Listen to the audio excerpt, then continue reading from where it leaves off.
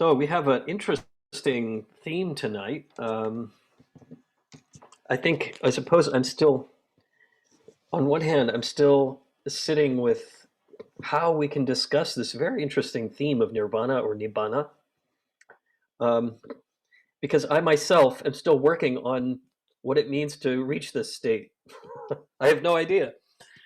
Um, so I think, you might learn some things about this quality in all seriousness that hopefully shed some light on the path itself. And that's the idea. I think on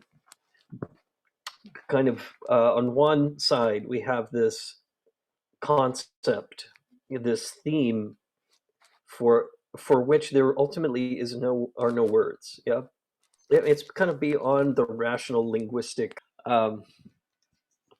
So it's an interesting theme, and I think one of the things that makes it compelling is how on earth can this notion,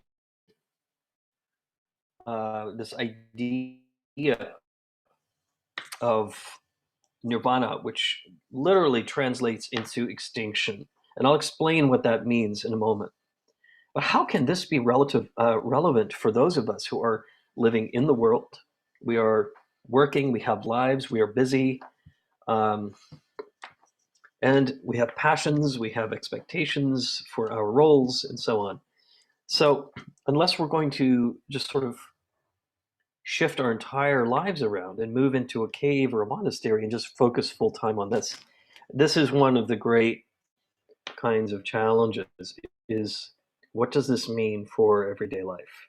So I'm hoping we can kind of hold that context, and I'm sure many of you would fall into this category of like, well, I'm not sure exactly what the unconditioned state means, and I don't know how I would function if I were in this state all the time, which is largely the definition of nirvana. So the Pali term for this word is nibbana, Nibbana. Nibbana is the Pali term. Pali is an ancient language um, that is sort of astride Sanskrit in the ancient world in India, and a language more of kind of the northern um, area of northern India where the Buddha lived and traveled and taught. And Sanskrit, of course, is that language which came down from the Eurasian culture down through the Indus Valley in northern India, and became kind of the language of the literati and the Brahmanical castes, sort of like Latin and Greek, if you will. To a very crude analogy, but somewhat similar. And so Nibbana is the Pali, and Nirvana is the Sanskrit. So these are the same term, just in slightly different forms. And in the Buddha's Four Noble Truths, the first one was that life is suffering. Life is fundamentally dissatisfactory, that it comes for all of us with profound discontentment because of the ubiquity of change, because of the need for gain and the fear of loss, and so on. Life is suffering. This is the first noble truth. And it's kind of like diagnosing a disease. Yeah. First, here's the condition. And then the second noble truth is kind of the diagnosing the actual the cause, which is desire, craving, clinging. And here we're talking about sort of the self, this notion of self that is constantly grabbing things into itself, identifying with them so fully, and then sort of perpetuating out actions that then further solidify those tendencies. And so craving, desire, clinging, part of this is also, and kind of rejecting things, not really accepting things as they are and such. The third noble truth, here's where it gets interesting, is the good news, yeah? That there is a way out of this, and that way is nirvana. So it's right there in the Buddha's very, very first discourse, this this term, yeah? all the way up until the 10th discourse by the Buddha, the Satipatthana, which became the Satipatthana Sutra, or the teachings of mindfulness that the Buddha offered. Um, and as part of his teaching mindfulness, he also included Nibbana as a central motivating aim for Nirvana, that this is why we practice mindfulness, to realize the nature of our suffering and to realize that part of ourselves which does not suffer. And that is, and so he outlines the path to get there. This is largely sort of where Buddhist mindfulness is rooted, is in this. And so, and then the fourth noble truth is the way out. It is basically the remedy, and the remedy is the Eightfold Path. And the Eightfold Path comes with understanding, with view, with effort, with right livelihood, with the ethical. It's broken up into ethical principles, into study, and into contemplative practice, and sort of culminating with samadhi, with a sense of deep sort of contemplative abiding. And nirvana ultimately is sort of the fruit of this path. So it's right there in the third noble truth. And as I mentioned, the term nirvana literally means extinction. This can be very, very tricky, though, because although there are many texts that talk about extinguishing the ego, the sense of I, yeah, we are not necessarily looking at nirvana as an extinction of experience or an extinction of all experiences and all sense of existing. But more so, it's focused on these patterns, habitual patterns of pain that are steeped in ego. They're steeped in our egoic woundedness, in our pain bodies, in our reactivity, in our identifications, and recognize interdependence and interbeing, which is ultimately the true nature of all of us. Yeah? So it's trying to, this notion of extinction is, as it is in the Fire Sutra, the fire teaching by the Buddha, that here it's more meant to be an extinction as in putting out the fire of the three poisons. In Buddhism, the three poisons: hatred, greed, hatred, and delusion. Yeah, just the constant neediness, the constant clinging and expectation, and all of that. The rejection, the hatred, the ill will, if you will, and then delusion or ignorance, which is largely ignorance of the true nature of things, largely ignorance of our own underlying capacity to be realized. So it's more sort of putting out these fires of suffering. This is what is really meant by extinction. It's made clear in the fire sermon, which is often called the fire sermon by the Buddha. In the great text, the Abhidharma, which is the psychology manual in the early Buddhist texts, the Tripitaka, the three sort of primary texts that we find in Buddhism, Nibbana or Nirvana is seen to have three fundamental aspects. So Buddhism loves making lists of things endlessly. Yeah. So the main point here is that in defining this state, Nirvana is largely a state. It is largely a way of abiding. It is a natural state, and it is also sort of an extraordinary state at the same time. And this extraordinary state is largely defined by being what's called empty, or shunya. Largely, that translation of emptiness is it's a little misleading.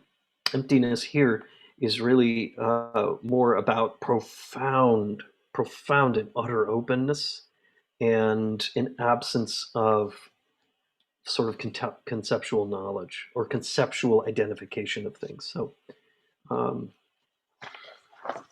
So it's empty, meaning that there is no sense of concept or selfhood. There is no entity here. And so if we're talking about our own mind, if we're talking about ourselves, we're talking about sort of that the underlying nature of who we are cannot be contained in any particular concept or sense of selfhood. The agency here is basically lacking or missing in a good way all of the identifications that tend to truncate our experience into these really tiny pieces that we identify with that are constantly changing and constantly dissatisfactory, causing suffering. And so, this absence of any inherent conceptual identity that is real about who we are. Ultimately, mindfulness brings us into these experiences more and more the deeper we practice. So that's the first one. It is shunya.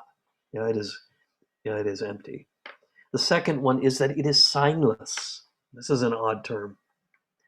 Nirvana is signless. And what this means is that there is basically no causation, there's no arising of the tendencies that cause suffering. There is no arising of anything that is not true seeing. You know? Beyond the concepts and the filters and the shapes that we use, the designations, the identifications, the preferences, the aversions, and all of these many, many things. Signless. Largely that mind is unborn. So often this is a term used that what arises is, or rather that what abides here is largely potentiality. Yeah, it is just pure sort of potentiality at the heart of awareness. And then finally, it is wishless. It is wishless, meaning that there are no longer these desires for things, for outcomes, to see things, to see the world different before I expire. Yeah, we would like to, yes, but the clinginess, the neediness, the craving, the results, if you will. Basically, the results here no longer arise from attachments, if you will. And largely, karma then begins to cease. It is a state where there is no karma created. So this net sense of really being profoundly open and clear in the mind, where the roots, the causes of suffering are not bubbling up constantly, but there's actually quite a deep amount of stillness.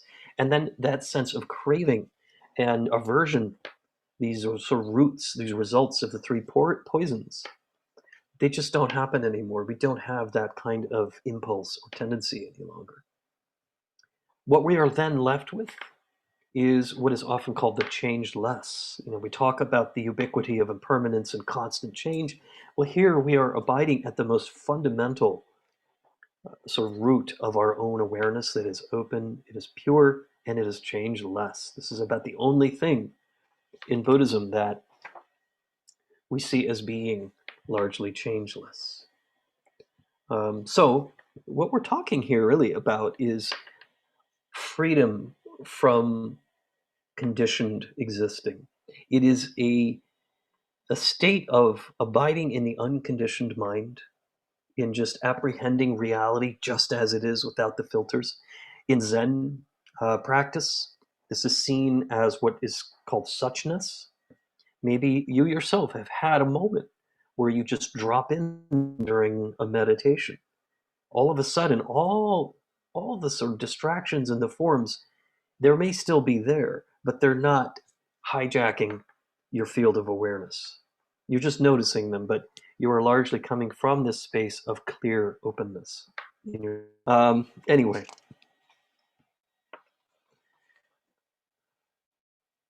one way that we can characterize the state of nirvana, we were talking about suchness in Zen, just direct perception of things.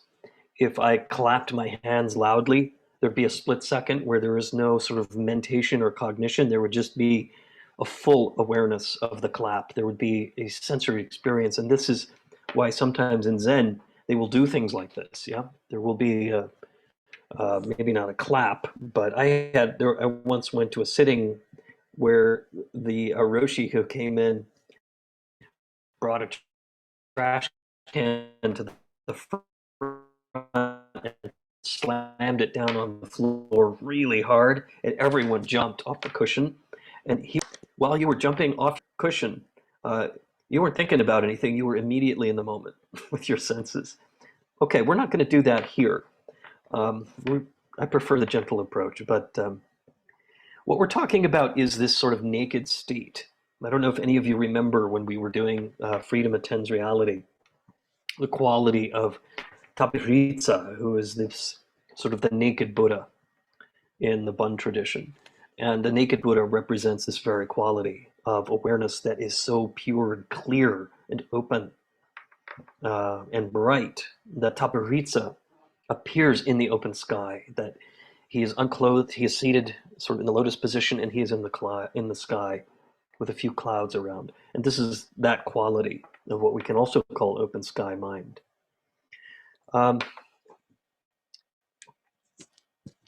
So this concept of emptiness and freedom, and nirvana, often people will say, what is the difference? Why do we have two terms? There's this notion of shunyata, or what's often translated as emptiness, and nirvana, which is translated as liberation. What is the difference? And if this is also sort of on your heart, it's like, how are we making that distinction? Largely, nirvana is considered a state. Yeah? It is a state. It is a state of ultimate freedom. Whereas shunyata, this notion of emptiness, is a quality of awareness. It is that which allows us to experience nirvana. It is part of the way there. And it's also an already natural part of awareness itself. So this is distinct between the two. Emptiness is largely free of all the relative, all the conditions, all the concepts, and so on. And interestingly, nirvana has gradations. Yeah? There are gradations here. And typically in Buddhism, you'll see sort of nirvana talked about at four levels. The first one is called natural nirvana. Natural nirvana is this quality of mind that is already fundamentally pure. It is primordially pure. It is natural to who you are. It is also extremely subtle. It is very refined.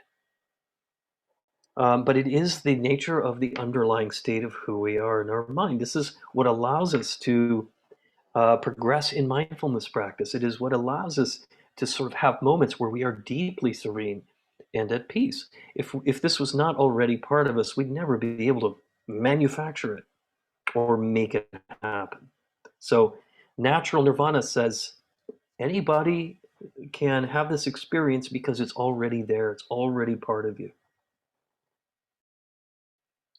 The task becomes to recognize it through mindfulness. According to the Buddha, initially, it's this process of mindfulness practice. In Tibetan Buddhism, shamatha, or calm abiding, and insight, vipassana.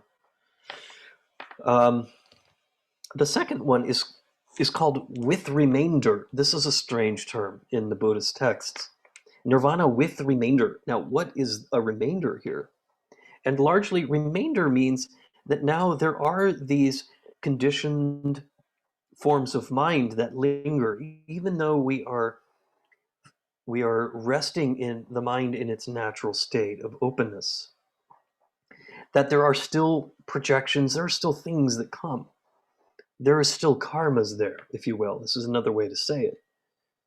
There are still causes and conditions for the fluctuations of mind that arise. And so this too can be a way of bringing a state in which nirvana, the recognition of who we are underlying this quality, can also be brought into the experience of a busy mind. We're sort of balancing the scales, if you will. We're not extinguishing everything yet, but we're bringing awareness up, bringing this quality of sort of pure, naked awareness up, and allowing all of this sort of distortion of mind and emotion and such to sort of settle a bit more so that the scales are balanced. So we can hold them. We can hold these things in a state that is fundamentally open and clear and actually quite loving. The third state, then, is without remainder. So we have nirvana, natural nirvana is the first one. We have nirvana with remaining, which is like remaining sort of residual experiences of mind and other things. And then there is without remainder. And this is seen to occur largely at death or in deep meditation. So the idea here is that when we die or we are in a deep state of meditation, that our attachments to this life tend to naturally dissolve. You know, as we are dying, as we're letting go, if you will, it's quite natural.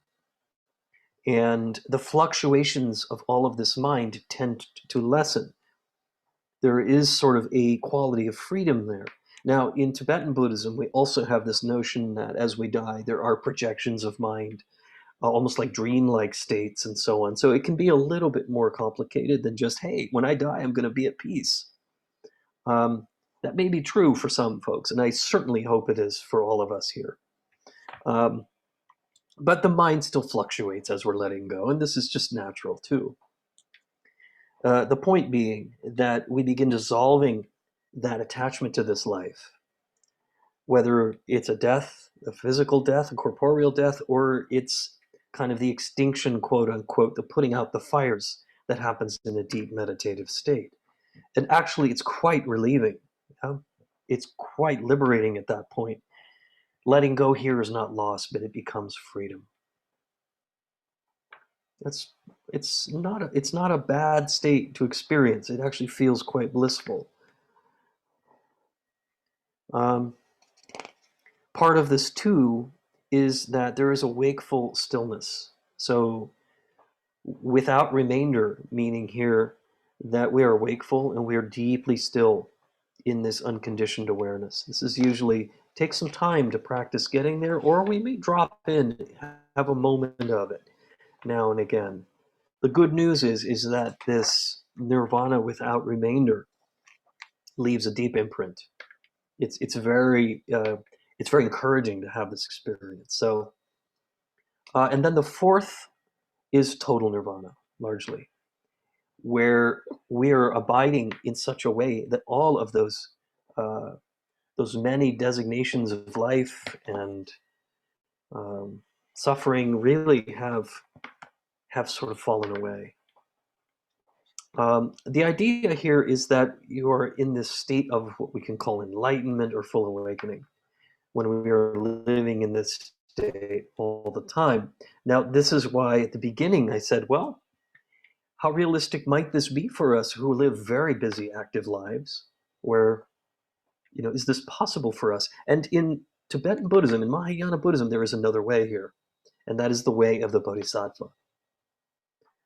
The way, and this will be probably the topic of a different time, of a different evening, but the bodhisattva, in short, is the being who has accomplished so much progress in their practice and has cultivated this sense of compassion to be so open and pure that they actually choose to turn away from this fourth stage, this final state of nirvana, of total nirvana, to remain in the world and cultivate just this boundless sense of compassion for all other beings who are suffering, who are not yet in a place where they can feel the bliss of liberation.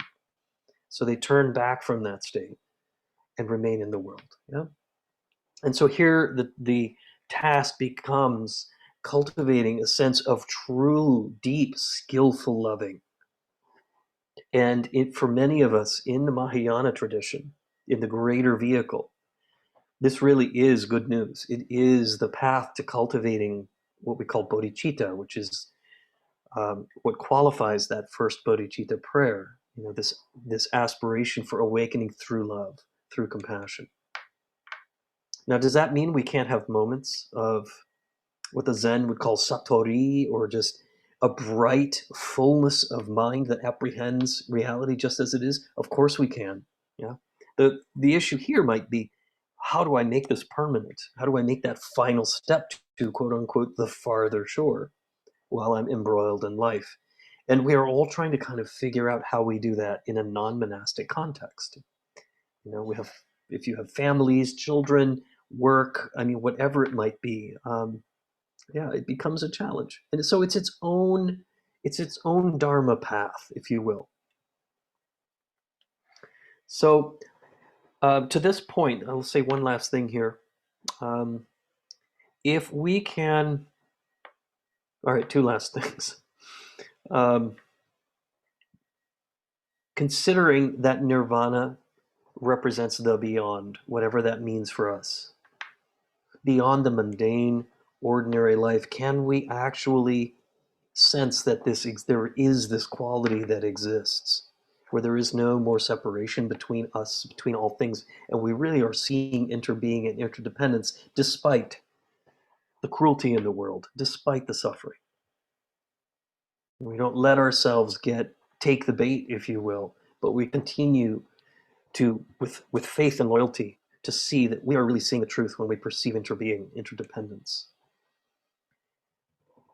And largely because what this quality of the beyond, quote unquote, is deeply knowable.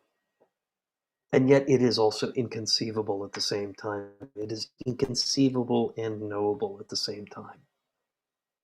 And this is what we're seeking to do, is to open the heart enough to know what this means. What is this quality? Despite not being able to wrap our heads around it. Just know that it is there. And that within you, deep within you, is the potential to realize this quality.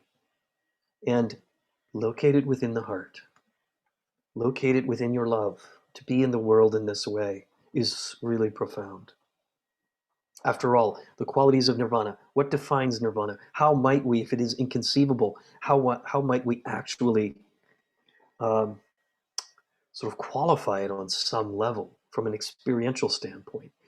Fundamentally, it is empty, it is unconditioned, it is open, it is blissful, it is this sense of utter freedom, lightness, brightness, and in that way it is also luminous.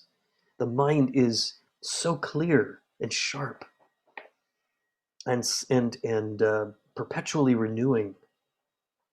It is non-dual, meaning that we're no longer seeing things as black and white, as good and bad, but we're seeing the middle way. We're seeing through the dualities into that quality, those qualities of the beyond.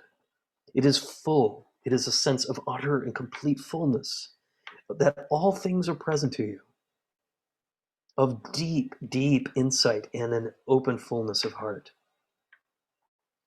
And in that way, it is fundamentally loving. We might think of this quality of the superconscious is all that, right? Well, maybe it is. It is also all this. It is the heart of who you are, the beauty of and skillfully. So anyway, those are some of my reflections here on this very compelling concept of nirvana. We could go on and talk about it, but I'm hoping this was helpful because it is so central to the path of Dharma, and yet often it's not talked about, it's not discussed. It's like, well, don't focus on the goal, focus on the present. Yes, I agree. It's a yes and. Yeah, it's helpful to sort of see what is it that the Buddha is trying to tell us every time he uses this term. What did he realize? And so it's helpful to have a roadmap. It's helpful to have pit stops where you go, this might be nirvana without remainder, or it might be natural nirvana, or this might be total nirvana. It's all possible for us.